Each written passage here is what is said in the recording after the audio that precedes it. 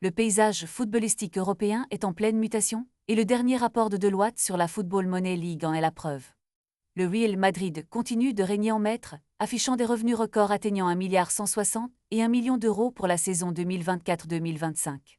Cependant, le Paris Saint-Germain, qui avait terminé troisième l'an dernier, a été rétrogradé à la quatrième place avec des revenus de 837 millions d'euros. Bien que ce chiffre représente une augmentation par rapport aux 806 millions de l'année précédente, cela suffit à peine à compenser la montée en puissance du FC Barcelone, qui, avec près d'1 milliard de revenus, a retrouvé le podium pour la première fois depuis la saison 2019-2020. Ce retournement de situation est d'autant plus marquant que le Bayern Munich se classe juste derrière, à la troisième place avec plus de 860 millions d'euros. Une tendance inquiétante pour le PSG, car il est désormais le seul représentant français dans le top 20. La crise des droits télé en France a eu un impact significatif, éliminant les clubs de Marseille et Lyon de ce classement prestigieux.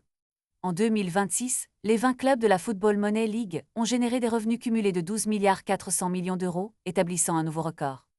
Les revenus commerciaux continuent de dominer, représentant 43% du total, tandis que les droits télé affichent une hausse de 10%, représentant 38% des recettes totales. Ce rapport souligne non seulement la santé économique des plus grands clubs, mais aussi les défis auxquels font face les clubs français sur la scène européenne.